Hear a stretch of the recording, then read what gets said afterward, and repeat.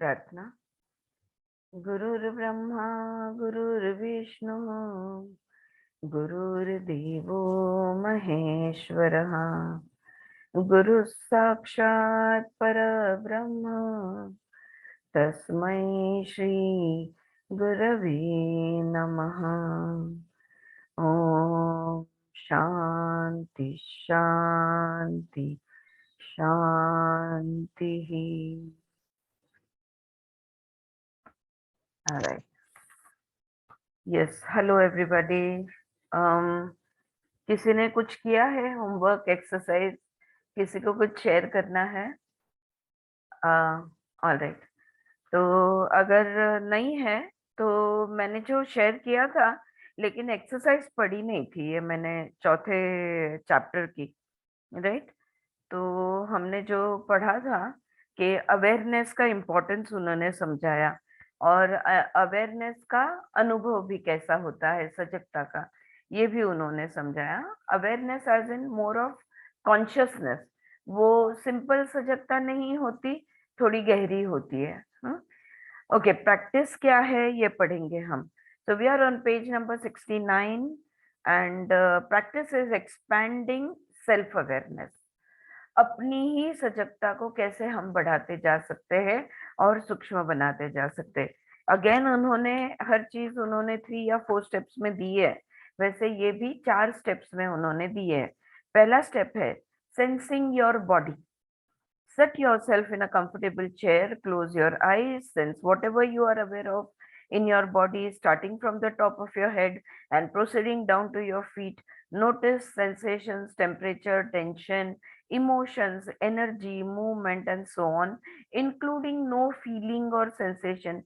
Can you hold the awareness of your whole body simultaneously after you have been through all the parts?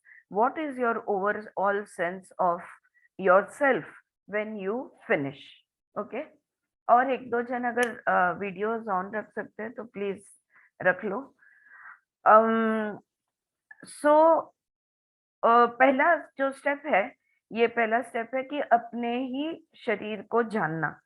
तो आराम से बैठना है, किसी भी एक कुर्सी पे आंखें बंद करनी है, और शरीर के अंदर जो भी महसूस होता है उसको महसूस करना है। अब क्या क्या महसूस करना है? जैसे कि संवेदना, जो भी सेंसेशंस फील होते हैं, या तो टेम्परेचर अंदर से कैसा महसूस हो रहा है, गर्म हो रहा है, कंफर्टेबल है, नहीं है। टेंशन, क्या बॉडी में कहीं भी टेंशन फील हो रहा है। इमोशंस, मूड कैसा है मेरा, भावनाएं कैसी है, मुझे अंदर से मन में से कैसे लग रहा है। एनर्जी, आज ऊर्जा कैसी है, हल्का लग रहा है, जड़त्व है, जो भी है। उसके बाद है एनर्जी, मूवमेंट, अंदर कोई मूवमेंट फील हो रही है क्या, है ना।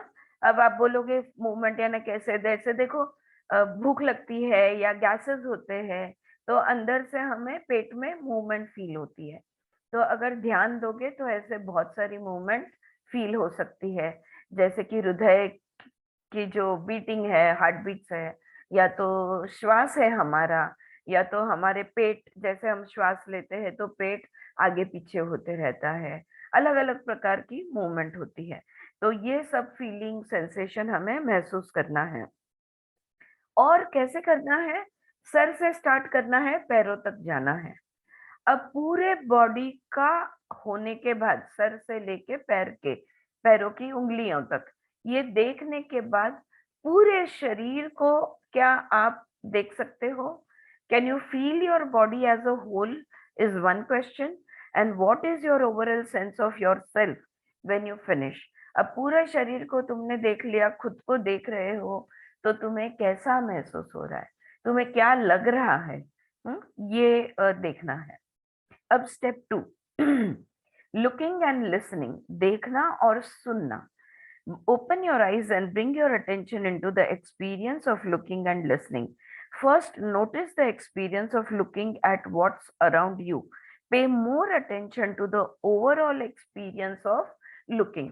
अब ये बॉडी के सेंसेशन देख के हो गए, अब आंख खोलनी है और आजू बाजू में देखना है।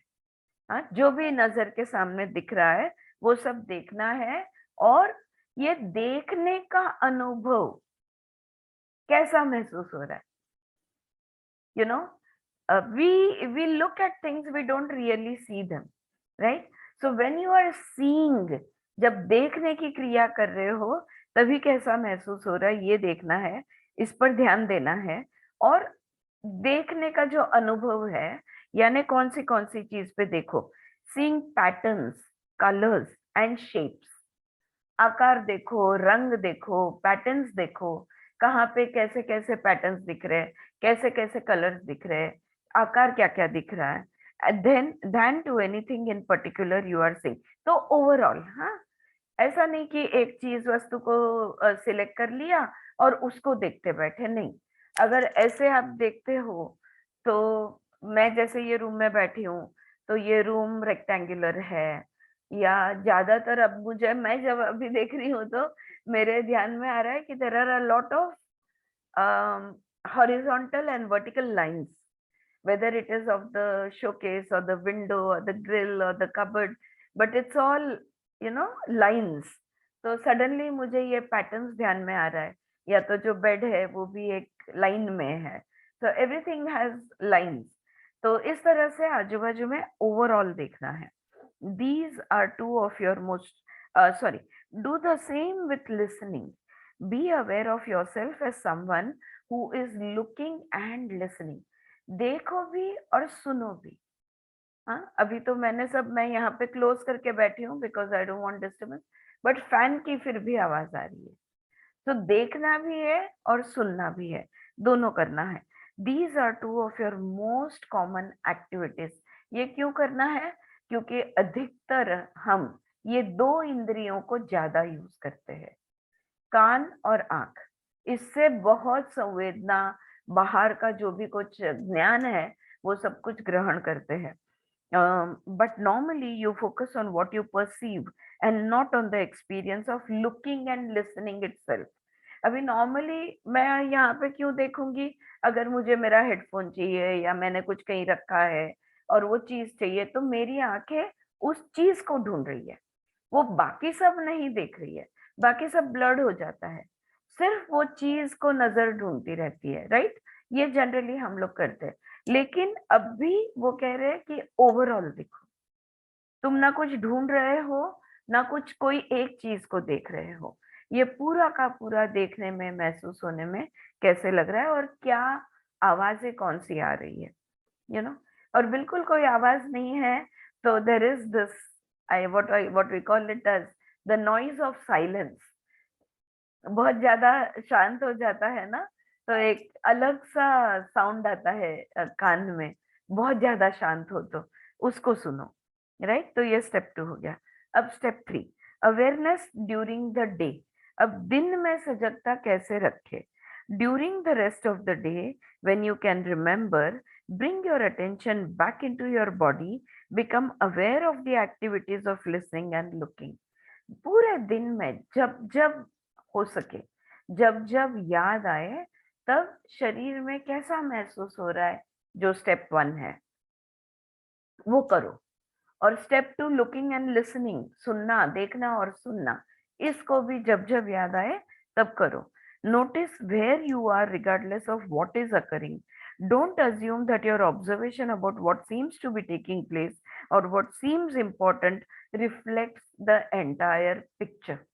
मुझे ऐसे लग रहा है कि अभी यहाँ पे ये हो रहा है, तुमको क्या लग रहा है, ये मत सुनो या ये मत सोचो।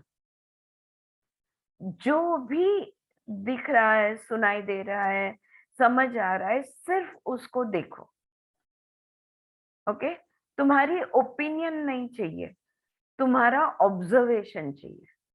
जो जैसे दिख रहा है वैसे ऑब्जर्व करना है और उसको नोट करना है। Notice where you are regardless of what is occurring. Don't assume that your observations about what seems to be taking place or what seems important reflect the entire picture. Notice how you feel about where you are and what is occurring. अभी मैं क्या, कहाँ हूँ, चाहे बैठी हूँ, खड़ी हूँ, सोई हूँ, whatever, और आजू बाजू में क्या हो रहा है।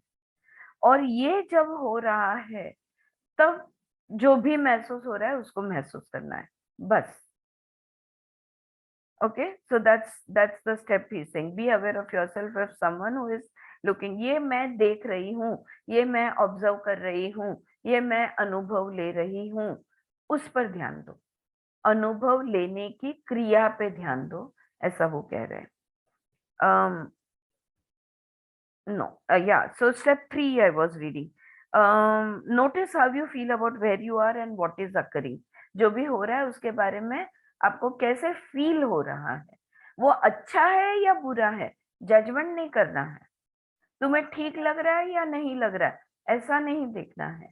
जो लग रहा है वो लग रहा है, जो समझ रहा है वो समझ रहा है, उसको एकदम ऑथेंटिक रहना है। अब यहाँ पे एक छोटी सी नोट दी है उन्होंने।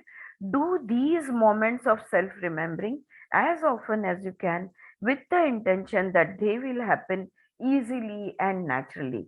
जैसे जैसे ये सजगता की प्रैक्टिस हम बढ़ाते जाएंगे, इसकी सहजता और ये और आसान आसान होते जाएगा, सहज भी होते जाएगा, आसान भी होते जाएगा।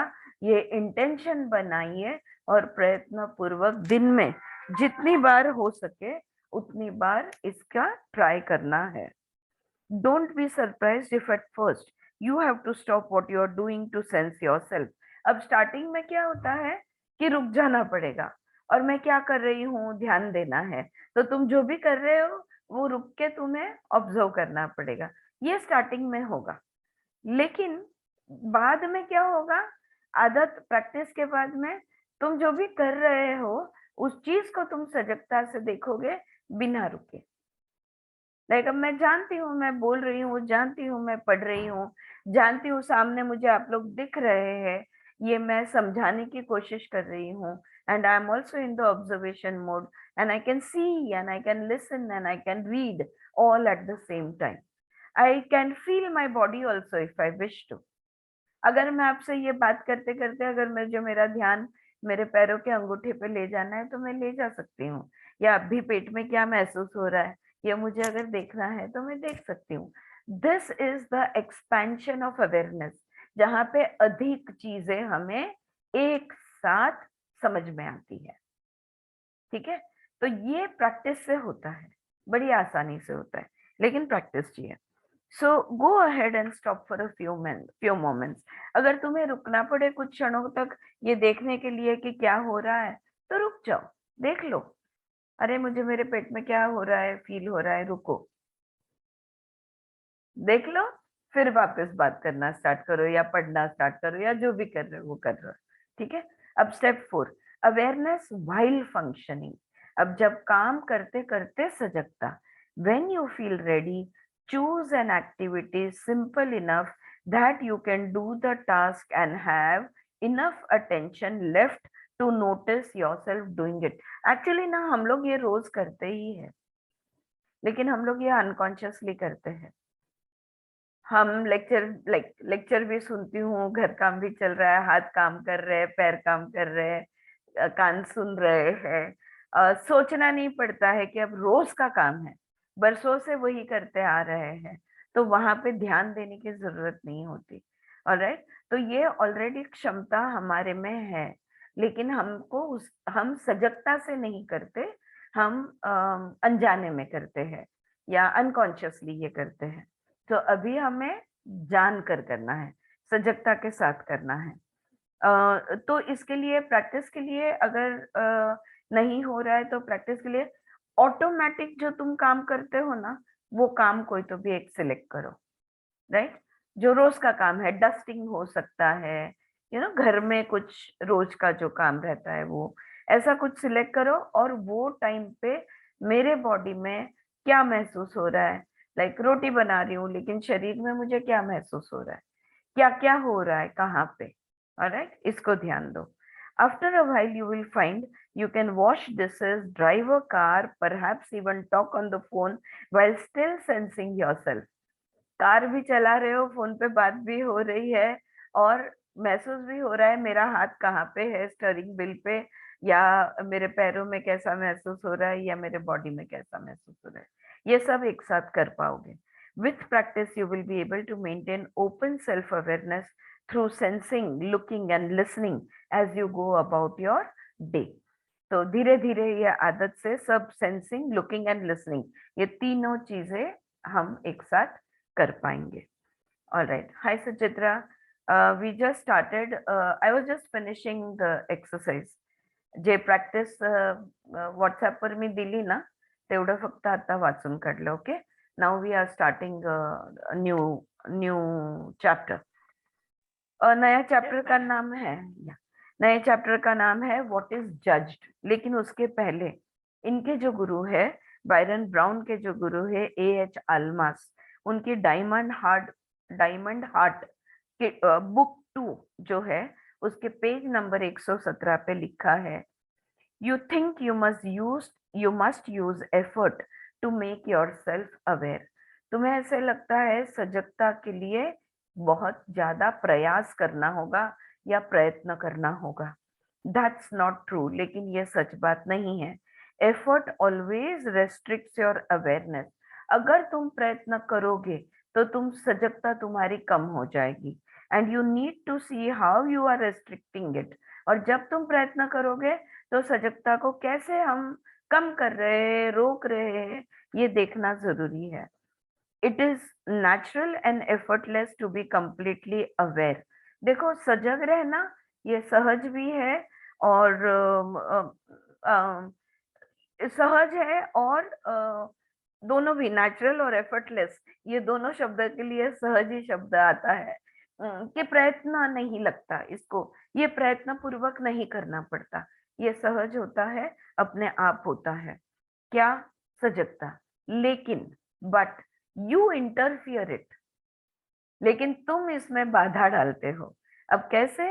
It is our nature to be aware. That is why it's impossible for you to see the truth. जो भी कुछ हमारा स्वभाव है ना, वो हम कभी नहीं देखते. जो भी हमारा आत्म भाव है, ये देखना, उस वो आत्म भाव से में रहना, ये हम सीखे ही नहीं. इतने जन्म हो गए, लेकिन अब भी जाके हमें थोड़ी थोड़ी सजगता आने लगी है. तो फिर हमने किया क्या? हम जो बाहरी दुनिया है, हमारा मन जो हमें बोलता है, हमें जो लगता है, उन सब चीजों में बंधे रहे. अगर सहजता, स्वभाव, आत्म भाव, अगर सेल्फ के साथ हमें रहना है, तो बुद्धि का, मन का, इंद्रियों का, सबका साथ छोड़ना होगा. उनमें रहते हुए भी उनका साथ छोड़ना होगा. आंखें देखेगी, लेकिन जिस चश्मे से देख रही है, वो चश्मा उतारना होगा. जिस रंग का चश्मा चढ़ा है, वही रंग का हमें ये दुनिया दिखती है, उसको उतारना होगा. सो ये यहाँ पे कह रहे हैं, सजग हो रहना ये हमारा स्वभाव है. और और इसलिए स्वभाव है, इसलिए सत्य हम बड़ी आसानी से देख सकते हैं. लेकिन हमारे अनुभव, पास्ट एक्सपीरियंसेस, हमारी स्मृतियां, मेमोरीज, और हमारा ओपिनियंस, हमारा माइंड जो कंटिन्यूसली बोलता है ना, इनके ये बाधाएं हैं जो हमें सत्य देखने से रोकती है. ठीक है. The truth is our nature. हमारा स्वभाव ही सत्य है. जैसे उपनिषद कहेंगे, कौन हो तुम? मैं हूं सच्चित. सत्य हूं, चित हूं, शुद्ध हूं, स्वच्छ हूं, सत्य हूं. राइट. तो ये एक्चुअली हमारा स्वभाव है. Ultimately we are awareness. अगर हमारे सारे पहलुओं को हटा दिया जाए, हमारे सारे अलग अलग उम्र के अलग अलग एक्सपीरियंस और हमारा माइंड, इन सब चीजों को हटा दिया जाए, तो who are you? If your mind is removed, your intellect is removed, your emotions are put aside, all of these things when they are removed, what remains? Consciousness. So consciousness is your true nature. सहज और स्व, ये भाव हमारा है। Alright, सो ये उन्होंने वो पेज पे क्या है, इस पे चिंतन मनन करने की ये बात है, जरूर करना। सॉरी बेटा, आई डोंट नो बेटा, कोण कुठे?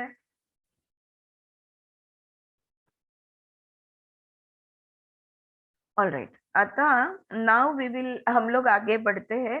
फ्रैंक का आगे क्या हुआ? हाँ, फ्रैंक ने मन को बिल्कुल ध्यान नहीं दिया, और फ्रैंक अपनी जो सुबह की धूप और रंग और पक्षी और ये गंध, बस वो रेलिंग पे आराम से टेक कर खड़े रह गए और सब ऑब्जर्व करने लगे। अब आगे क्या हुआ उनका? हंगर वॉज नॉइंग, अब बहुत सुंदर मौसम था, धूप अच्छी थी, सब कुछ अच्छा था, लेकिन भूख लगी थी। याद है, पहले वो किचन में गए, वो बाहर आए ही क्यों? भूख लगी थी, किचन में गए, रात के बर्तन घिसे नहीं थे और किचन क्लियर नहीं किया था, और क्लियर न किए हुए किचन में काम करना उनको पसंद नहीं है, और इसलिए वो बर्तन धोने लगे। और बर्तन धोते धोते उनको ध्यान में आया कि मैं बहुत अकड़ा हुआ हूँ, पेट खींचा हुआ है, शोल्डर्स टाइट है, बॉडी में बहुत ज्यादा टेंशन है। इसलिए वो आधा छोड़ के वो पीछे के बैकयार्ड में वो चले गए, अपने घर के पीछे के गैलरी को हो या ओपन स्पेस जो होता है उसमें वो चले गए। अब वहां पे उनको अब भूख लगने लगी। Hunger was gnawing at Frank's ample belly, calling him into the kitchen for his morning meal. Ample belly बोला है यानी उनका पेट मोटा रहेगा। ओके, उनका पेट शायद बड़ा रहेगा, तो उनको वो बड़े पेट में बड़ी भूख लगी थी, अब वो किचन में फिर से आए। Unfortunately he was faced with the unfinished dishes in the sink, लेकिन अभी बर्तन धुए धुल के हुए नहीं थे, वो भी आधा काम पड़ा था। ही कंसिडर्ड अवॉइडिंग देम, उसने सोचा चलो नहीं करता हूँ, okay, and just getting his breakfast, हाँ, और जाने दो, मैं अभी नाश्ता कर लेता हूँ, ये इसको पड़े रहने दो, ऐसा वो सोच ही रहे थे। तो अंदर की आवाज फिर से बोल उठी, don't you dare ignore those dishes, अभी ये बर्तन को आधा नहीं छोड़ना, Sue will be on your case, वो उड़ गई ना तो वो स्यू तुम्हारे पीछे पड़ जाएगी। And besides you know you will feel much better if you clean them up now, और अब भी अगर तुमने बर्तन धो लिए ना तो तुम्हें ज्यादा अच्छा महसूस होगा। देखो, 3 सेंटेंस में अंदर की आवाज ने धमकी दे दी, डरा दिया और फुसला भी दिया। धमकी दे दी कि देख वो बर्तन आधे नहीं छोड़ना, डरा दिया कि बीवी उड़ गई ना फिर तेरा कुछ खरा नहीं, मतलब she will be on you then, ये डरा भी दिया। और तीसरा उसको फुसला दिया, पता है ना तुमको, बर्तन धो लोगे तो तुमको ही अच्छा लगेगा।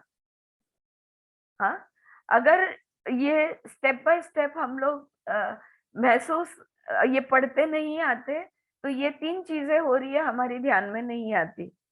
हाँ, धमकी भी दी जा रही है, डरा भी जा रहा है और फुसलाया भी जा रहा है, और वो कितने में, एक मे बी 3-4 सेकेंड्स के अंदर तीनों हो रहा है।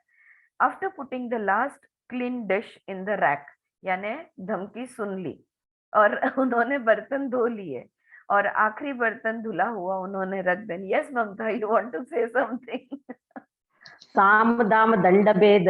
साम दाम दंड भेद, कुछ भी करके मन कुछ भी कर। हाँ, और वही हुआ, बस। वही हुआ। उसने सारे बर्तन धो लिए और आखिरी डिश रख रहे थे, रख कर उन्होंने, Frank open the refrigerator and got out the orange juice, apple juice, yogurt, blackberry, bee pollen, wheat germ, bread and jam. नाश्ते के लिए जो भी चाहिए था फ्रिज में से उन्होंने निकाल लिया। Next to them on the counter he put a cereal bowl, spoon, knife, banana, peach, spirulina and a box of granola, और उसके साथ में बाहर के भी जो भी बर्तन बर्तन नाश्ता के लिए जो भी चाहिए था वो भी ले लिया। Then he turned on the radio to catch the morning news, और फिर उन्होंने रेडियो ऑन किया सुबह की न्यूज सुनने के लिए। नाउ ही वॉज रेडी, अब वो नाश्ता करने के लिए तैयार है। This was one of his favourite activities, बस नाश्ता करना जैसा दूसरा सुख उनके लिए जिंदगी में था नहीं, उनको वो नाश्ता का समय इतना पसंद था उनको। एक तो देखो उन्होंने फ्रूट्स भी लिए, जूसेस भी लिए, ब्रेड बटर भी लिए, ठीक से बर्तन, फोक, जैम, ये वो सब कुछ लेके बैठे, और न्यूज भी ऑन कर दी रेडियो की। अगर हम लोग सोचे तो हमारे भी अपने अपने सुबह के रिचुअल होते हैं ना। हम गैस पे चाय रखते हैं, फिर साथ में ये रेडी करते हैं, वो रेडी करते हैं, और वो सब होने के बाद ही हम नाश्ता करने बैठते हैं, है ना। All of us have our own morning आपके रिचुअल। हाँ जी। वीडियो स्टिल हो गए? नहीं चारू, मैं तुम मुझे बाकी सबको दिख रही हूँ। शायद आपके यहाँ थोड़ा सा इंटरनेट आप आप स्टिल हो गए? चारू, आपके यहाँ इंटरनेट थोड़ा सा वीक हो गया होगा, आ जाएगा आ जाएगा आ जाएगा। मेरे यहाँ, हाँ मेरे यहाँ भी ऐसा हो गया था, मैंने मीटिंग छोड़ दी, फिर से रिज्वाइन कर दिया, तो अब अच्छा ठीक हो गया। अच्छा चारू, अगर ज्यादा हो तो आप बाहर निकल के फिर से ज्वाइन हो जाओ, ठीक है। Can you hear me? मैं मेरे हस्बैंड की सुबह की रिचुअल बताती हूँ। हाँ उठते ही उसको चाय चाहिए ना, हाँ पहले ब्रश पे पेस्ट लगा के मुंह में डालेंगे, हाँ। ब्रश वैसे ही रखे, गैस पे जाके चाय की तैयारी हो जाएगी, क्योंकि ब्रश निकालते ही चाय का कप मुंह को लगना चाहिए। अरे बाप रे। तो मुंह, तब तक वो जब ब्रश करते हैं तब तक चाय तैयार हो जाती। लेते तो ग्रीन टी है, लेकिन उसके लिए पानी गर्म करने के लिए रखना, पीने के लिए पानी गर्म करने के लिए रखना, हाँ। और बाद में फिर वो ब्रश निकाल के ब्रश करना। ऐसा है उनका। हम सबके रिचुअल होते हैं, हमारे हाँ, सोचते भी नहीं है, हर सुबह हम वही चीज करते हैं विदाउट वही चीज फेल। करते, बरसों से। हाँ। Repeating not redoing. Not reading, repeat. Repeating, सच सच सच सच, रिपीटिंग नॉट रीडिंग। सो तो हाँ, so this was one of his favourite activities, making his morning meal. तो सुबह का नाश्ता बनाना ये उनको बहुत अच्छा लगता था। अब तुरंत अंदर से आवाज बोली, now let's not overdo it this morning. जरा धीरे लेना भैया, अभी बहुत ज्यादा नहीं कर लेना। Guess why you have been suffering from irritable bowel syndrome and having so much gas lately. आजकल तुम्हारा पेट क्यों खराब रहता है और तुम्हें इतनी गैस क्यों हो रही है? Your eyes and your mouth are way ahead of your poor intestine and your belly shows it. तुम्हारी आंखें और तुम्हारा मुंह ये बहुत ज्यादा चलता है, और तुम्हारे आंतड़े को यानी इंटेस्टाइन को सफर करना पड़ता है, और वो पेट देखो वो बढ़ते जा रहा है। उसको नाश्ता पसंद था ना, इसलिए उसने बहुत सारी चीजें ली थी अलग अलग। वो ब्रेड बटर भी बनाएंगे, फ्रूट्स भी काटेंगे, जूस भी पियेंगे, और भी जो भी ग्रैनोला वो क्या क्या लिया था उन्होंने, इतना सब लेंगे। तो अंदर से डांट आ गई फिर से, now wait a minute, everything I eat is healthy. तो अंदर के अंदर ये संवाद चालू हो गया। हाँ, मन बोल दिया आप बहुत ज्यादा खा मत लेना, वो मुंह बहुत ज्यादा चलाते हो, आंखें चलाते हो, पेट खराब होता है, और अब बढ़ते भी जा रहा है। फिर फिर उसको तुरंत उन्होंने जस्टिफाई किया, उसको आर्ग्यूमेंट दिया। Now wait a minute please, hello, everything I eat is healthy. मैं जो भी खाता हूँ ना सब हेल्दी फूड खा रहा हूँ। Besides breakfast makes me feel good, और नाश्ता करने के बाद मुझे अच्छा लगता है। As I am more likely to relax and not feel stress. Breakfast मैं कर लूँ ना तो मैं बहुत रिलैक्स हो जाता हूँ और मेरा स्ट्रेस कम हो जाता है, तो मुझे रोको मत। Okay. Yeah, life is not just worth living without a decent breakfast. मैंने बोला ना, जिंदगी जीने में कोई मतलब नहीं है अगर अच्छा नाश्ता ना मिले तो। अरे, ये उन्होंने डिफेंड किया खुद को। अभी क्या हो रहा है देखो, ये अंदर के अंदर बात चल रही है, बाहर क्या हो रहा है। एक बोल में first the granola went into the बोल। एक बोल में उन्होंने वो ग्रैनोला, जो भी अपने जैसे ये कॉर्नफ्लेक्स या चोकोज होता है ना वैसा कुछ, तो ये डाल दिया उसने एक बोल में। Followed by half a banana, उसमें आधा केला काट के डाला, and a peach sliced up. एक पीच लिया जो फ्रूट होता है, उसको भी स्लाइसेस बना के डाले। अ हैंडफुल ऑफ ब्लैकबेरीज, तो एक मुट्ठ भर उन्होंने ब्लैकबेरीज डाली। 2 टीस्पून ऑफ व्हीट जर्म, तो व्हीट जर्म जो है क्या बोलते हैं उसको, गेहूं के समथिंग, हम लोग के यहाँ भी बहुत जन खाते हैं। अंकुर, अंकुर अंकुरित गव्हाचे, हाँ गव्हाचे अंकुर। हाँ, तो वो भी उन्होंने उस पे डाला।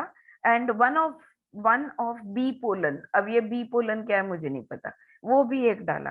Then in went apple juice for liquid, अब ये सब ड्राई था तो इसको गिल्ला करने के लिए एप्पल जूस उसमें डाला। हाय भगवान, पढ़ के भी कुछ भी हो went apple juice for liquid and yogurt for texture and flavour, juice के साथ दही डाला उन्होंने ताकि उसको अच्छा ऐसा वो श्रीखंड जैसा अच्छा उसका टेक्सचर बने और फ्लेवर के लिए। अंदर से आवाज आई, जैसे मेरे मन में भी वही आवाज आई, व्हाट अ मिशमैश, हे भगवान क्या क्या मिक्स किया हुआ है, are you really going to eat that mess, yuck, ये खाने वाले हो तुम, ऐसे अंदर से आवाज आई। Frank could hear Sue's voice in his head, लेकिन ये आवाज किसकी थी, उसकी बीवी की थी। वो हमेशा ये देख के शायद उनको बोलती होगी ये कैसे तुम ये खा सकते हो, राइट, वो आवाज बीवी की थी। He let the cereal sit while he sliced a bagel and put it in the toaster and then stirred a spoonful of spirulina in a glass of orange juice. फिर उन्होंने वो सब तैयार किया हुआ था वो वैसा ही रखा, तब तक टोस्ट बनाया और ऑरेंज जूस में और भी कुछ तो भी डाला, वो भी लिया। फिर अंदर से आवाज आई, you sure know how to ruin a glass of OJ, OJ यानी ऑरेंज जूस, ऑरेंज जूस में तुमने वो जो भी था spirulina what ever it was, वो डाल के तुमने वो जूस को बिगाड़ दिया, ये कैसे करते हो तुम, you sure know how to ruin it, खराब कर दिया। ये आवाज किसकी थी, this time it was his mother's voice talking to him. इस बार ये जो आवाज थी ना कि ऑरेंज जूस तुमने बिगाड़ा, ये उसकी माँ की थी। He put the cereal and the orange juice on the kitchen table next to the morning paper. अब वो उनका सीरियल का बोल, ऑरेंज जूस वो किचन टेबल पे लिया उन्होंने, सुबह का पेपर खोला वहां पे। When the bagel was toasted, he buttered it and put it on a plate with some jam and then set it next to the cereal bowl. तो वो जूस का ग्लास, वो सीरियल का बोल तब तक टोस्ट हो गया, उसके ऊपर बटर और जैम लगाया, उसकी प्लेट में डाला और वो प्लेट उसके बाजू में रखा। He checked to make sure he had everything and at last sat down to eat. और कुछ लेना रह तो नहीं गया, ये उन्होंने एक बार देख लिया और फिर वो नाश्ता करने बैठे। Then it was the voice of the Zen master whose book he was reading. बीवी की आवाज आके गई, माँ की आवाज आके गई। फिलहाल वो किसी जेन मास्टर की किताब पढ़ रहे थे, वो जेन मास्टर की आवाज बोली अंदर से, so now as usual you are going to eat, read the paper and listen to the radio all at once. अब तुम ये एक साथ करने वाले हो, नाश्ता करने वाले हो, पेपर भी पढ़ने वाले हो और रेडियो भी सुनने वाले हो। ऐसा क्यों बोला होगा, क्योंकि जेन में हम क्या करते हैं, जो जेन बुद्धिज्म है या तो जेन जो शब्द का अर्थ है एक टाइम पे एक ही चीज करनी है, राइट। तो वो जेन मास्टर की आवाज आई, never waste a minute do you, आप तो एक मिनट भी जाया नहीं करना चाहते है ना। माँ ने डांटा, बीवी ने डांटा, जेन मास्टर ने भी डांट दिया। ओके, हु इज जज, chapter number 6। Judgment is ubiquitous. It can arise in relation to any part of your life. Judgment जो है ना, ये भेदभाव नहीं करता। हाँ, वो बिल्कुल सब चीजों पे बराबर से बोलते रहता है।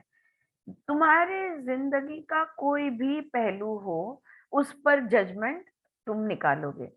ऐसे क्यों बैठे हो, ऐसे क्यों खड़े हो, ये क्यों पहना, वो क्यों किया, ये क्यों खाया, ऐसे क्यों खाया, वहां क्यों गए, क्यों नहीं गए, कुछ भी तुम कर लो। जिंदगी ऐसे क्यों छींकी, तुम्हारे पेट बराबर नहीं है, और अब जो भी कुछ भी एवरीथिंग टू एवरीथिंग, तुम कम सोए, तुम ज्यादा सोए, तुम आलसी हो, ये हो वो हो, continuously without prejudice the inner voice will keep making comments.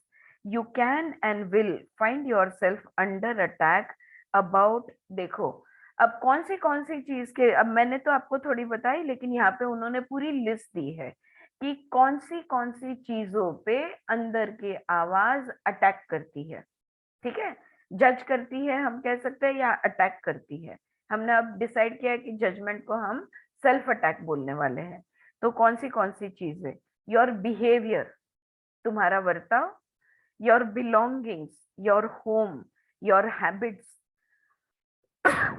your attitudes, your body, your thoughts, your feelings, your hopes and dreams, your inner work, even your judgment of yourself and others.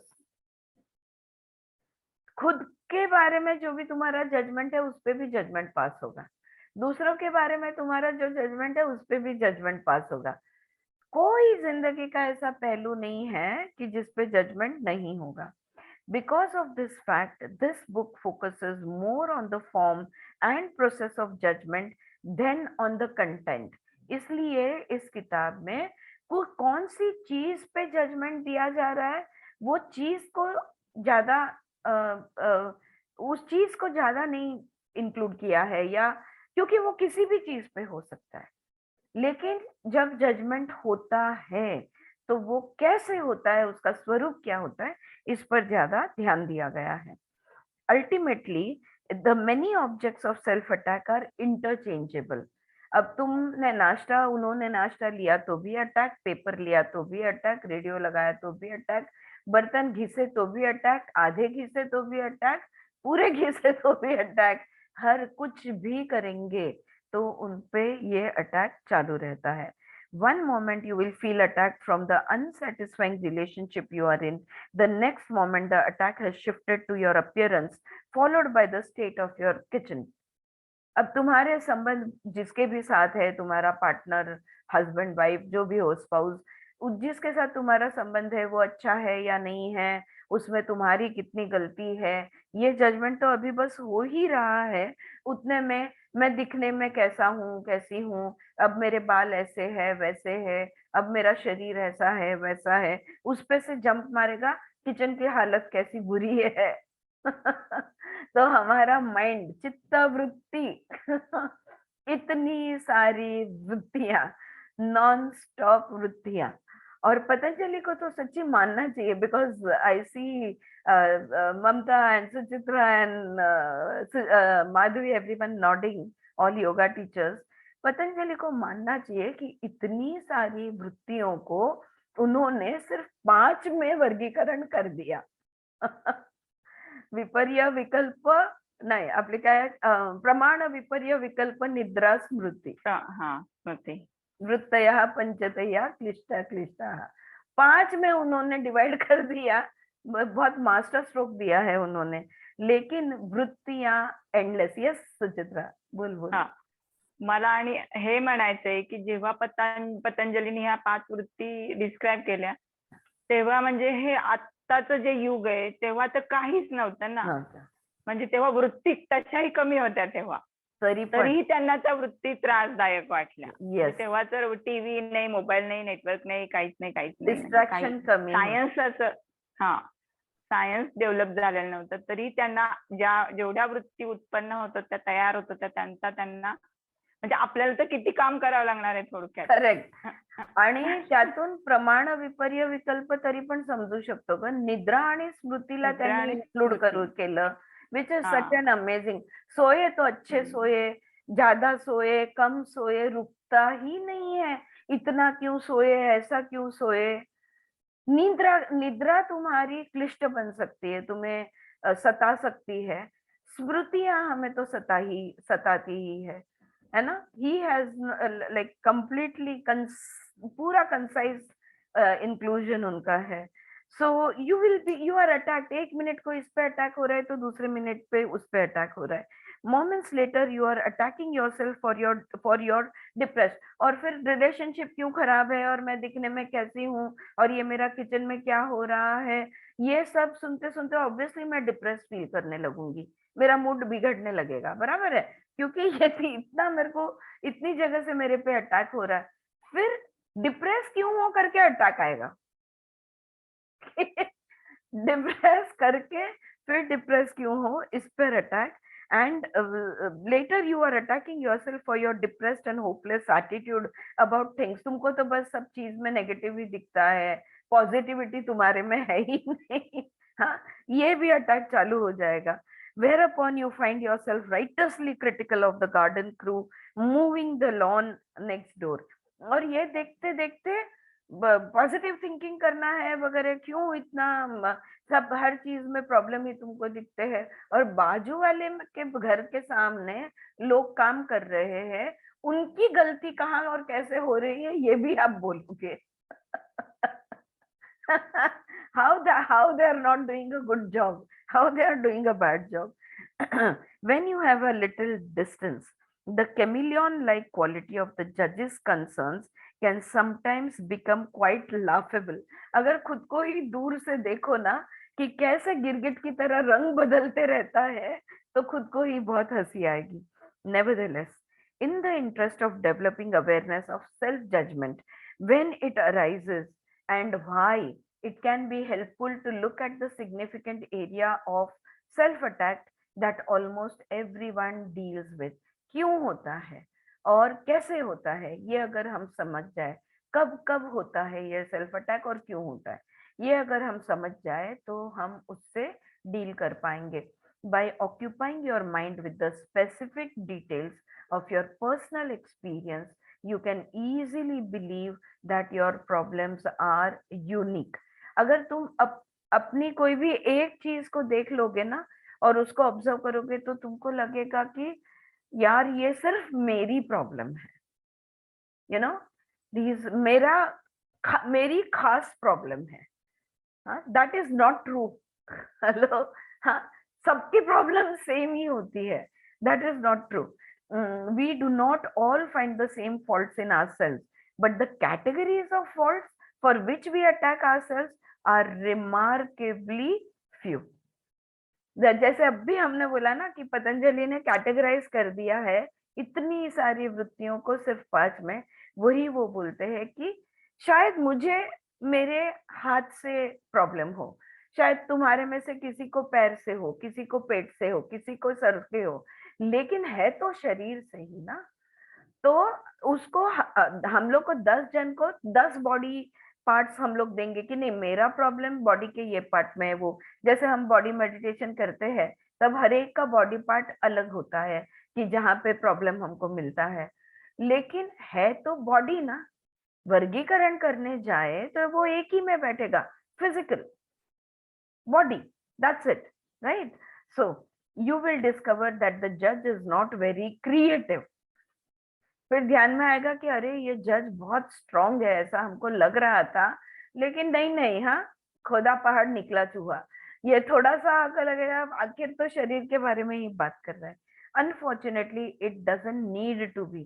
तो ये कोई छलावा करने वाला बहुत great magician वगैरह नहीं है ये जज। उसको उतनी भी क्रिएटिविटी की उसको जरूरत नहीं है। तो अभी देखते हैं कि जिंदगी के कौन से पहलू सबसे ज्यादा अटैक के अंदर होते हैं। सबसे पहला है योर बॉडी, हमारा शरीर।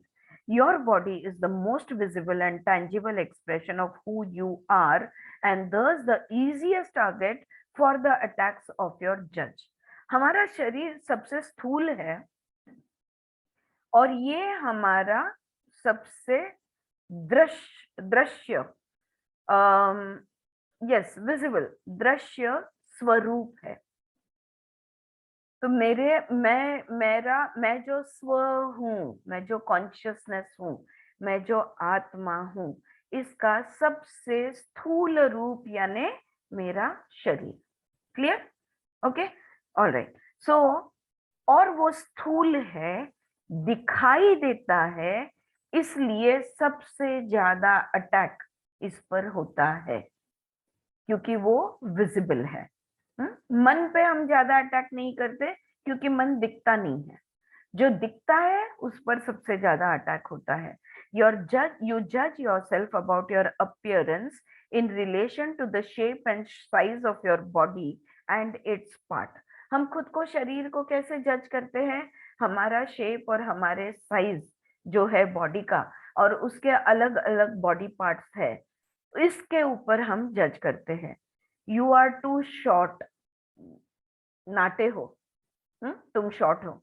Your breast are too, your breast are too small, तुम्हारी ब्रेस्ट बहुत छोटी है। You have puny little biceps, तुम्हारे दंड बहुत कम है, बहुत पतले है।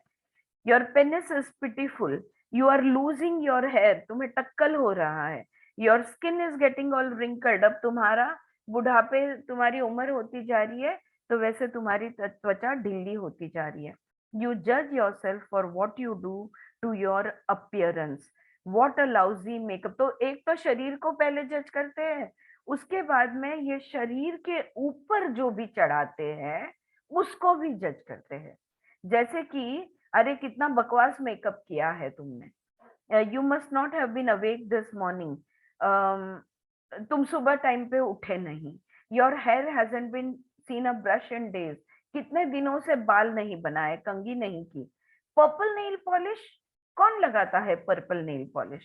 You must be kidding, it's time you worked on those blubber thighs, तुम्हारी जो क्या बोलते हैं थाइज जो है ये बहुत मोटी है और ढीली पड़ने लगी है, अब इसको व्यायाम करके इसका थोड़ा टोनिंग करो। And of course there is the aspect of how you dress, और कैसे कपड़े पहने हैं। यू वोर दैट शर्ट यस्टरडे, अरे वही शर्ट तो कल तुमने पहना था, you can't where it today, अब आज नहीं पहन सकते। दोज कलर्स क्लैश, पैंट और शर्ट की कलर मैच नहीं हो रही। दोज लुक लाइक पैजामाज, ये कैसी पैंट पहन ली, लहंगे जैसा दिख रहा है। You are going to work in that, ऐसे कपड़े पहन के तुम काम पे जाओगे? That looks like something your mother would wear, कोई बूढ़ी अम्मा पहने ना ऐसे कपड़े तुमने पहने हुए हैं, ये कोई स्त्री सोचेगी, राइट?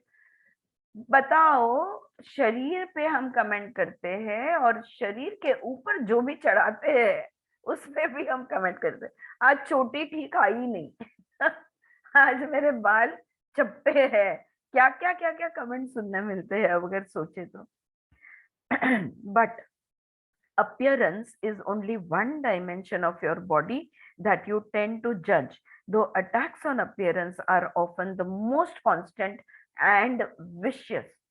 क्रूरता से अपने ही रूप पे हम जजमेंट देते हैं, अपने ही रूप को हम अटैक करते हैं, हाँ, बड़ी क्रूरता से और सबसे अधिकतर। लेकिन हमारा शरीर यानी जो दिख रहा है उतना ही है, क्या है हमारा शरीर?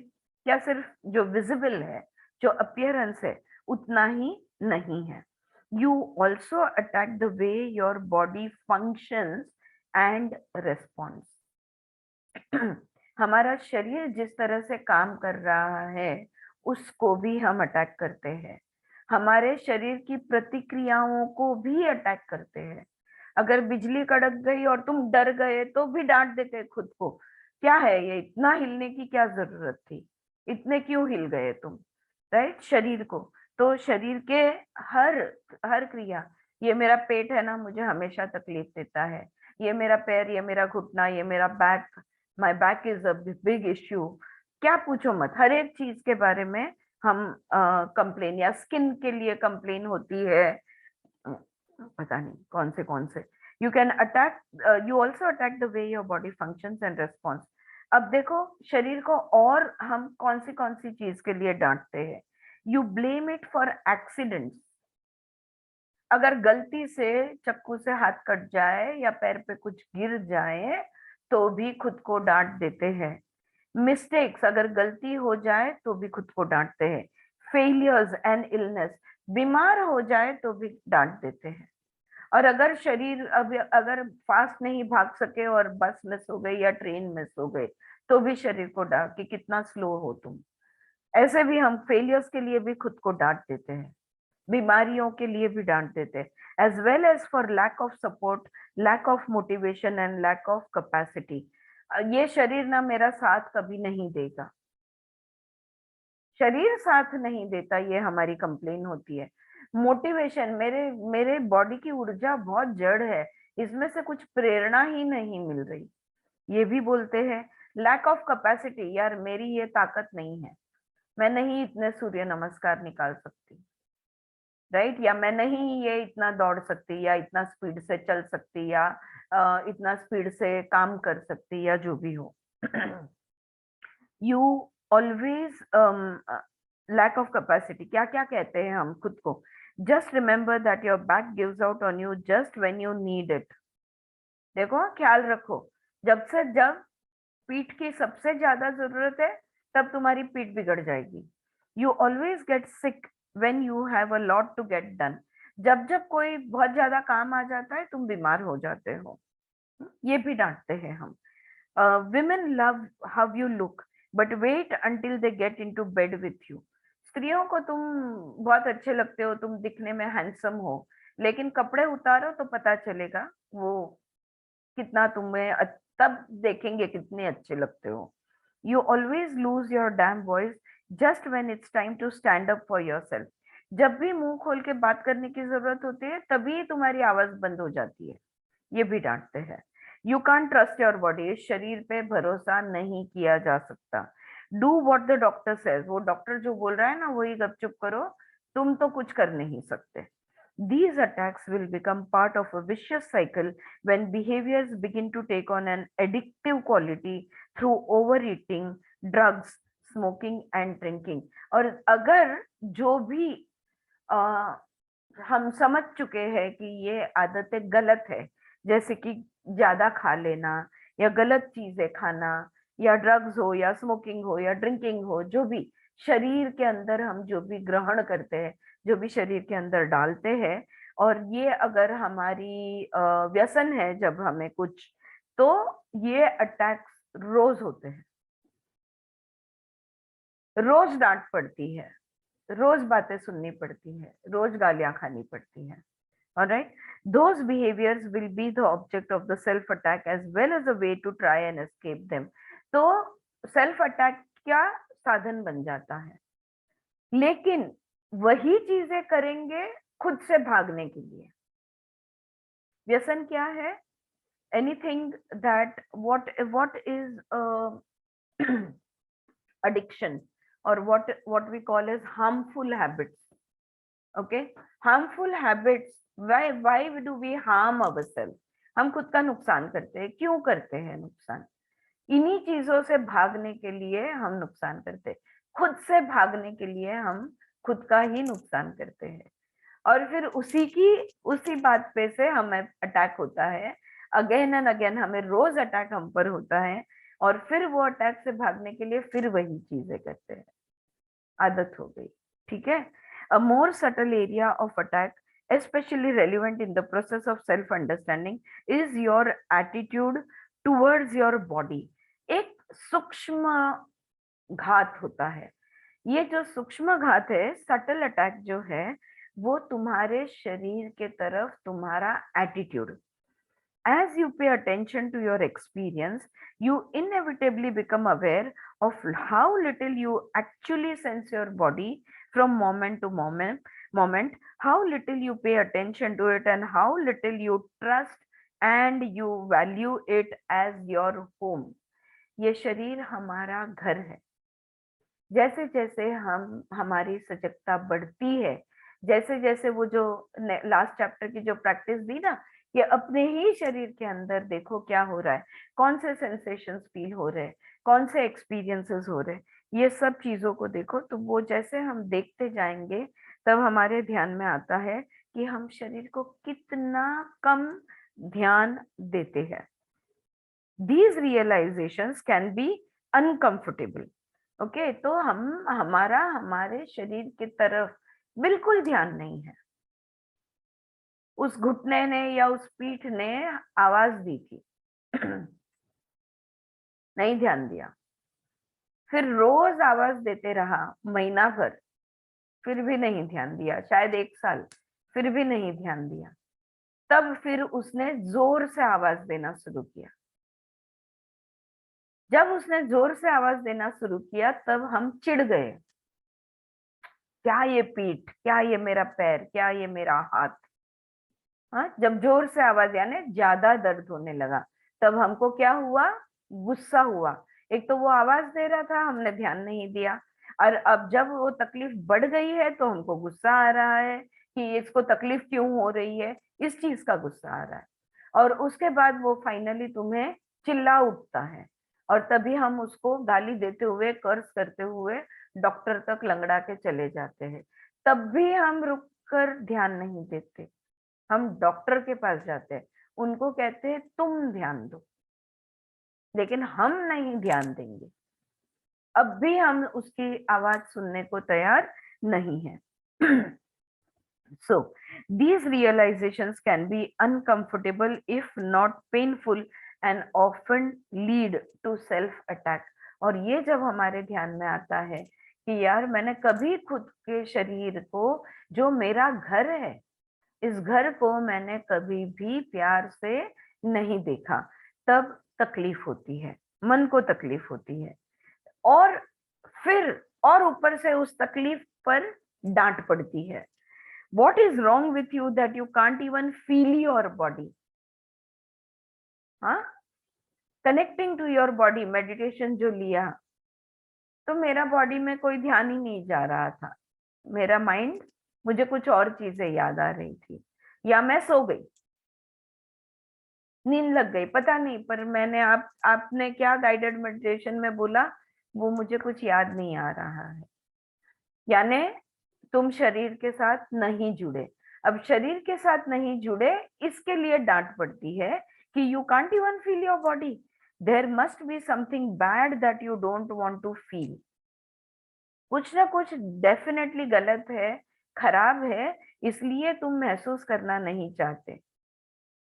यू शुड रिलैक्स मोर, तुमने ना थोड़ा ज्यादा और रिलैक्स होने की जरूरत है।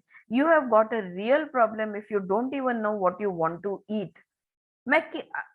देखो, जो सामने आएगा खा लेते हैं, लेकिन अगर रुक जाए 1 मिनट को किचन में जाने से पहले और खुद को पूछे कि ये शरीर क्या खाना चाहता है, पता नहीं।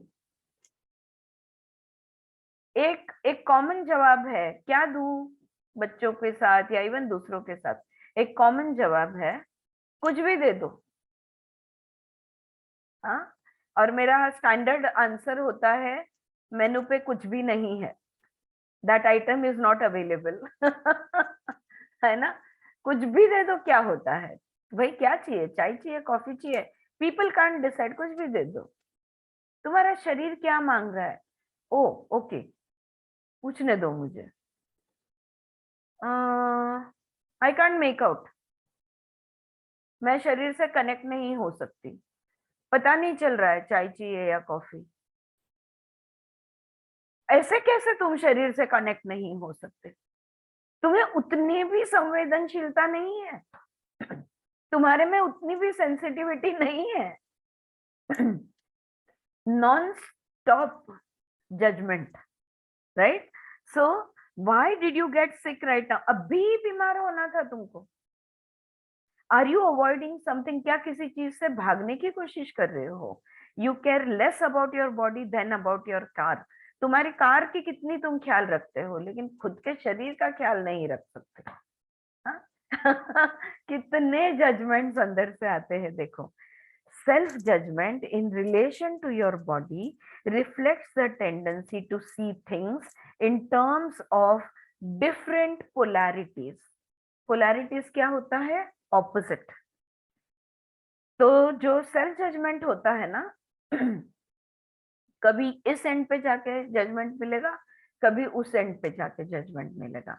हमेशा हम झूलते रहते हैं ऑपोजिट पोल्स में। We are always swinging with the polarities, कभी पॉजिटिव कभी नेगेटिव, कभी पॉजिटिव कभी नेगेटिव, लेकिन हम झूलते रहते हैं। In the area of appearance the dichotomies are generally beautiful and ugly और attractive and repulsive. At a more fundamental level, they are acceptable and unacceptable or recognized and invisible. अब देखो, जो शरीर का रूप है, मतलब आप जो दिखने में हो, आप समझते हो या तो आप सुंदर समझते हो या तो अगली यानी कदरूपी खुद को समझते हो। रूपवान या कदरूपी, कैसे भी, या तो बहुत आकर्षित हो तुम दिखने में या तो रिपल्सिव हो। हाँ, तो एक तो आकर्षण है, वरना तुमसे तो इनके सामने कौन देखेगा, तो तुम रिपल्सिव हो। अगर और बेसिक लेवल पे बात की जाए तो एक्सेप्टेबल और अनएक्सेप्टेबल, रिकॉग्नाइज्ड एंड इनविजिबल। तो या तो तुम्हारा स्वीकार है या तो तुम्हारा स्वीकार नहीं है, या तो तुम्हें पहचानते हैं या तो तुम दिखाई ही नहीं देते। मैं अभी बीच में कोई सीरियल देख रही थी और वो एक लॉ फर्म दिखाई है वहां पे, और वहां पे एक जूनियर, क्या कहते हैं उसको, जो ट्रेनी होते हैं ना, वो ट्रेनी वो रहती है, और जो बॉस पास होते रहता है तो उसको बोलता है तेरा नाम क्या है, तो वो बताती है क्या नाम है, और शौक से देखती है, मतलब शौक होके देख रही है उसके सामने। तो उसका जो नया जो व्यक्ति आया हुआ होता है वो उसको पूछता है तुम कितने साल से हो, वो बोल रही है मैं 7 साल से यहाँ पे काम कर रही हूँ। अब 7 साल से तुम उसी जगह पे काम कर रहे हो पर तुम किसी को दिखाई नहीं देते, तुम्हारा नाम कोई नहीं जानता, पहचानते नहीं तुमको, तो ये क्या बन गया, इनविजिबल। हाँ, तो होता है ऐसे, इतने सालों से तुम्हारा अस्तित्व उस स्पेस में होता है लेकिन कोई तुम्हारी तरफ ध्यान नहीं देता। In the realm of the body functions, the dichotomies are usually, अब शरीर, ये हो गया शरीर का रूप यानी अपियरेंस के बारे में। अब फंक्शन के बारे में देखो, जो शरीर की क्रियाएं हैं, ये क्रियाएं में ऑपोजिट्स क्या क्या है देखो। स्ट्रॉन्ग है या तो तुम, या तो वीक हो, कैपेबल हो या डेफिशिएंट हो, तुम्हारे में क्षमता है या नहीं है, ग्रेटफुल एंड ऑकवर्ड, या सॉरी ग्रेसफुल एंड ऑकवर्ड, या तो तुम नेचुरली तुम बहुत ग्रेसफुल हो या तो तुम बहुत ऑकवर्ड हो, तुम्हारा मूवमेंट, तुम्हारा बॉडी लैंग्वेज, ये सब ऑकवर्ड हो सकता है। एक्टिव एंड पैसिव, तुम बहुत फास्ट हो, एक्टिव हो, या तो बहुत आलसी हो, सुस्त हो। पावरफुल एंड इम्पोर्टेंट, और पावरफुल एंड इम्पोर्टेंट, या तो तुम बहुत पावरफुल हो या तो तुम बिल्कुल नपुंसक हो यानी इम्पोर्टेंट हो। As far as your attitude towards your body, you attack yourself in terms of caring। तो अब देखो, पहला अपीयरेंस देखा, दूसरा हमने फंक्शन देखा, बॉडी के फंक्शन को लेके, स्ट्रांग हो, वीक हो, कैपेबल हो, इनकेपेबल हो, वगैरह वगैरह। अब एटीट्यूड, हमारा ही हमारे शरीर के तरफ एटीट्यूड कैसा है, you attack yourself in the terms of caring and apathy. या तो तुम खुद का बहुत ख्याल रखते हो या तो तुम बिल्कुल ख्याल नहीं रखते। अलाइवनेस एंड डेडनेस, या तो तुम हमेशा जीवित हो, जिंदगी से भरे हुए हो, या तो मृत हो, सो डेडनेस। ट्रस्ट एंड फियर, तुम्हारे शरीर पे तुम्हारा पूरा विश्वास है या तो तुम्हारे शरीर पे बिल्कुल विश्वास नहीं है, इसलिए तुम बहुत डरते हो। और इंटेलिजेंस एंड स्टुपिडिटी, या तो तुम बहुत इंटेलिजेंट हो या तो तुम मूर्ख हो। तो ये एटीट्यूड होता है खुद की तरफ का, अपीयरेंस, फंक्शनिंग एंड एटीट्यूड। इस तरह से ऑपोजिट्स होता है। कभी कभी हमको लगता है बहुत स्ट्रांग हो, कभी कभी लगता है बहुत सुंदर हूँ, कभी कभी लगता है कि मैं बहुत केयरिंग हूँ, नहीं नहीं मुझे अपना बहुत ख्याल रखना होगा, और कभी कभी तीनों चीज ऑपोजिट हो जाती है। बिल्कुल वीक हूँ, बिल्कुल खुद का ध्यान नहीं रखेंगे, हाँ, या तो बिल्कुल खुद को सुंदर नहीं समझना, आकर्षित नहीं समझना। तो इस तरह से शरीर के तरफ हमारे एटीट्यूड, फंक्शन एंड अपीयरेंस, ये 3 चीजें हम जज करते हैं। उन्होंने कहा ना, थॉट्स बहुत सारे हो गए, बॉडी के पार्ट्स अलग हो गए, लेकिन 3 एरिया में जजमेंट होगा। एक तो हमारे लुक्स यानी अपीयरेंस, दूसरा है हमारा फंक्शनिंग यानी शरीर जिस तरह से काम करता है, क्रिया, उसके बारे में, और तीसरा हमारा एटीट्यूड। और इन तीनों पहलू पे शरीर को लेकर हम जजमेंट पास करते रहते हैं। Now we move on to the next. ये शरीर हो गया। अब जॉब, तुम्हारे काम के बारे में। How you make a living is another area of life that is constantly available for self attack. नौकरी धंधा जो भी कर रहे हो ना, जिंदगी के लिए, जीने के लिए, तुम जो भी कमाने के लिए जो भी कुछ कर रहे हो, वो हमेशा उस पर अटैक होते रहता है. The kind of work you do, where you work, with and for whom you work, and how successful you are can all play a part in your judgment of yourself. किस तरह का काम तुम करते हो, कहाँ करते हो, किसके साथ करते हो, किसके लिए काम करते हो, उस काम में तुम कितने यशस्वी हो, ये इसको लेके तुम अपने काम को लेके इस तरह से इन पहलुओं पे हम खुद को जज कर सकते हैं. As with your body, criticism in this area will often be based on comparison to others. अब तुमने कैसे समझ लिया कि तुम्हारा दंड ज्यादा पतला है? हाँ, किसी मिस इंडिया, मिस वर्ल्ड की फोटो को साथ कंपेयर कर लिया. हाँ, तो हमेशा कंपैरिजन. कैसे तुम्हें पता चला कि तुम दिखने में सुंदर नहीं हो? क्योंकि तुम्हें जो व्यक्ति सुंदर लगता है उसके जैसे तुम बिल्कुल नहीं दिखते, इसलिए तुमने खुद को मैं सुंदर नहीं हूं ये समझ लिया. राइट? इस ऐसे ही जॉब के बारे में कंपैरिजन के माध्यम से तुम कितने यशस्वी हो, तुम काम कितना अच्छा करते हो, वगैरह वगैरह जज किया जाता है. As with your body, so yes, so criticism in this area will often be based on comparison to others, whether they are your friends, colleagues, neighbors, TV, movie characters or your parents. तो ये जो खुद को लेकर हम हमारे काम को लेकर जो क्रिटिसिज्म करते हैं, ये कंपैरिजन से करते हैं. किसके साथ हम कंपेयर करते हैं? दोस्तों के साथ, हमारे साथ काम करने वाले कॉलीग्स के साथ, हमारे आजू बाजू में रहने वालों के साथ, या टीवी या कोई मूवी स्टार के साथ, या तो तुम्हारे पेरेंट्स. अरे तुम्हारी माँ जैसी बिल्कुल नहीं दिखती. अब किसको कॉम्प्लीमेंट है और किसको इंसल्ट है? ये तुम्हारा अपना अपना तय अलग से होगा कि माँ को कॉम्प्लीमेंट है या तुमको इंसल्ट है. जिसको जो चाहिए वो ले लेगा. जिसको जो चाहिए वो ले लेगा. बिल्कुल. For many people, work is connected to their sense of being an adult. अब देखो, तो अभी काम को लेकर तो नहीं बात करेंगे हम, मतलब whether तुम्हारा काम राइटिंग है या जो भी आईटी है या मैकेनिकल है या इलेक्ट्रिकल है, जो भी कुछ हो तुम्हारा काम, तो अलग काम में वर्गीकरण नहीं होगा. वर्गीकरण कहाँ पे होगा? It is connected to the sense of being an adult. मैं एक प्रौढ़ व्यक्ति हूँ और एक अडल्ट की तरह मैं अगर काम करता हूँ या करती हूँ तो मैं अच्छा काम करती हूँ, वरना नहीं. For many people, work is connected to their sense of being an adult. So having a full-time job, into bracket whatever it is, कुछ भी काम होने दो, लेकिन अगर फुल टाइम काम है, कीपिंग द जॉब, और वो टिका हुआ है, मेकिंग अ लिविंग, और उसमें से पैसे मिल रहे हैं, एंड पेइंग द बिल्स, और उसमें से तुम खर्चे कर रहे हो, are all synonymous with being responsible and grown up. तो ही तुम प्राउड हो और तुम एक जवाबदार इंसान हो.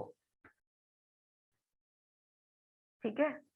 अगर इनमें से तुम कुछ नहीं कर रहे, अगर तुम पार्ट टाइम हो अगर तुम फुल टाइम एम्प्लॉयड नहीं, अगर तुम पार्ट टाइम हो, अगर खर्चा करने जितना पैसा तुम नहीं कमा रहे, मतलब तुम जितना बिल बनाते हो उतने पैसे तुम्हारे पास अगर नहीं है, और अगर तुम एक जगह पे टिके हुए नहीं हो, तो फिर तुम एक जवाबदार इंसान नहीं हो. Any slippage in this area, और अगर ये परिस्थिति में, कौन सी परिस्थिति में? Full time job, keeping the job, making a living and paying the bills. ठीक है? अब इसमें अगर कहीं भी कोई बदलाव आता है, जैसे कि नौकरी का छूट जाना, being laid off, having part time work that covers only the bills, part time काम करते हो और इतना ही कमाते हो जितना खाना पीना सोना, रोटी कपड़ा और मकान जितना कमा लेते हो, और working full time but not making enough money, या तो तुम फुल टाइम काम कर रहे हो लेकिन जितनी जरूरत है उतना पैसा नहीं कमा रहे.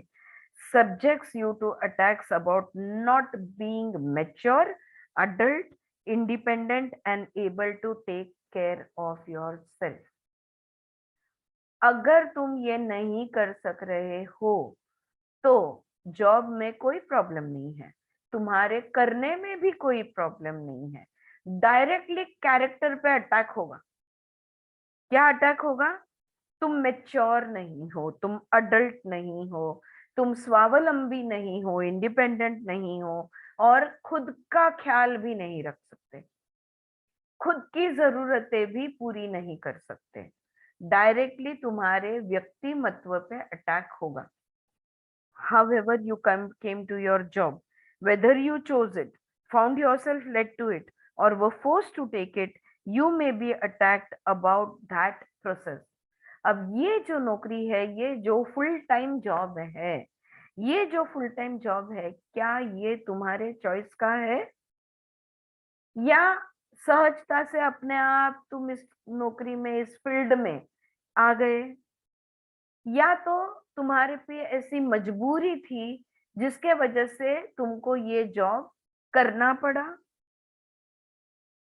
हाँ, कुछ भी होने दो, उसकी जो क्रिया है, तुम खुद से चल के इधर आए या तो तुमने अपने चॉइस से नहीं मुझे यही करना है करके तुमने ये बिजनेस स्टार्ट किया या जॉब लिया।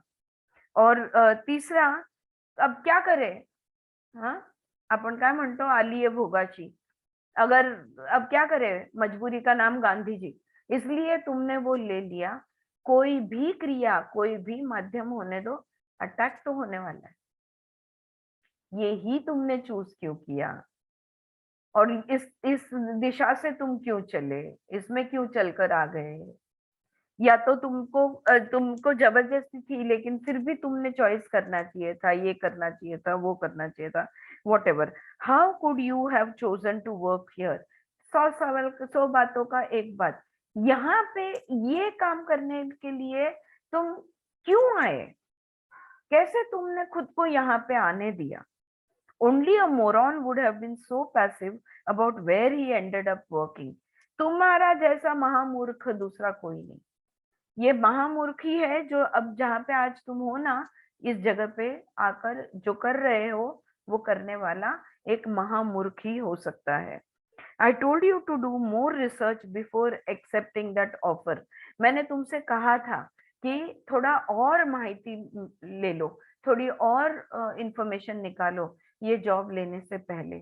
Your lack of brains forced you to take this kind of job. ज्यादा दिमाग है नहीं तुम्हारे पास, इसलिए फिर ऐसे काम करने पड़ते हैं। You lucked into this job. नसीब था जो तुमको ये नौकरी मिल गई।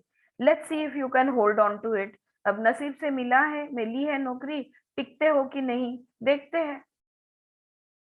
कुछ भी कर लो, अंदर से रोक टोक तो होगी ही होगी। तो ये बात एक है। Then there is the kind of work you do. अब जो काम, जो फील्ड में हो, जो काम कर रहे हो, उस पे रोक टोक। अब वो जिस प्रकार का काम है उस पे भी रोक टोक कैसी होगी, सुनो। For many people, what they do is a measure of their self-worth, their status, their sense of capacity and accomplishment. पहले पता है डांसर को डांसर कहा जाता था, लेकिन इससे ना उनकी इमेज अच्छी नहीं बनती थी, इसलिए उनको नाम दे दिया कोरियोग्राफर। अब देखो क्या इमेज है। हाँ, दिस इज वन एग्जाम्पल। पहले हाउसवाइफ कहा जाता था, लेकिन हमारा सेल्फ वर्थ उससे खराब हो जाता है। होम मेकर बनाओ तो ये बेटर सेल्फ वर्थ होगा। और भी कहीं कहीं ऐसे, हाँ, रिसेप्शनिस्ट हुआ करती थी पहले, अब क्या पब्लिक रिलेशंस मैनेजर ये बन गए हैं। हाँ, पर्सनल या पब्लिक क्या रिप्रेजेंटेटिव, कुछ तो भी ऐसे नाम दे दिए गए हैं। पहले क्लर्क बोलते थे, अभी क्लर्क किसी को नहीं बोला जाता।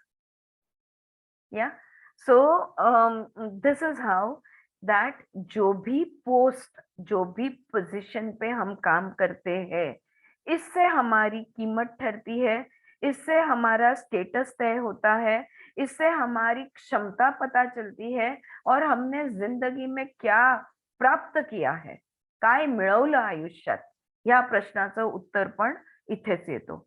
For others it affects their sense of meaning in life.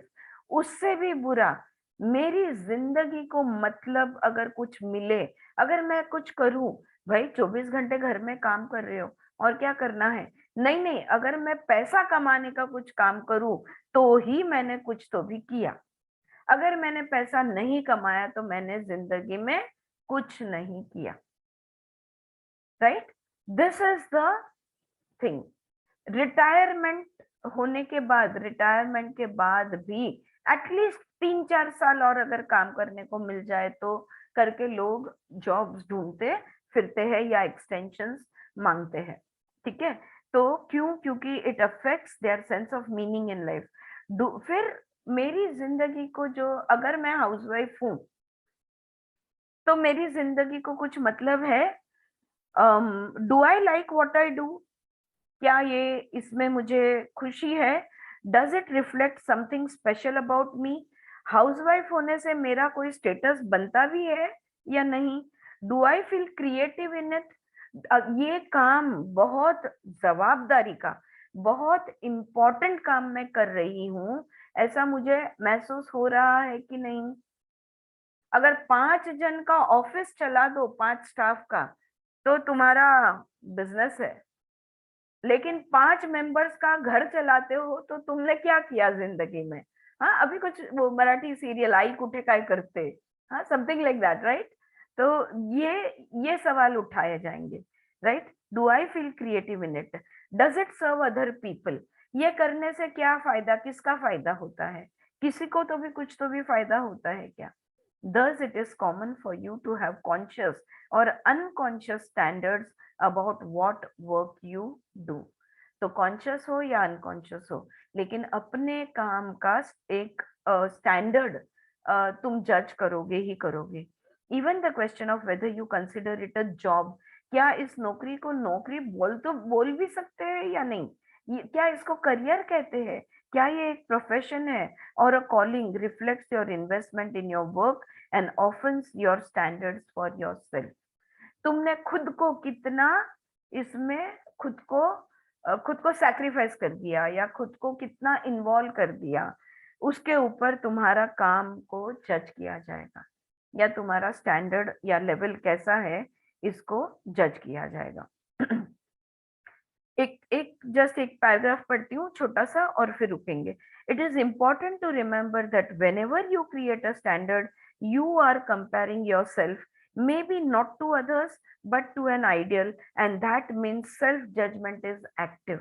तो जब भी कंपेयर करोगे ना, खुद के साथ भी होने दो या दूसरे के साथ होने दो, या तुम जिस चीज को अच्छा मानते हो उसके साथ होने दो, कैसे भी होने दो, कोई भी प्रकार का कंपैरिजन ये सेल्फ जजमेंट ही होता है.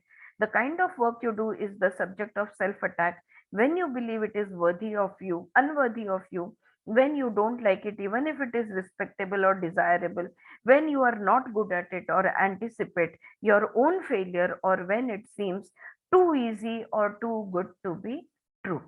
तो तुम्हारे ही खुद के काम के बारे में जो भी अटैक होता है वो इन सब चीजों के लिए को लगकर होता है.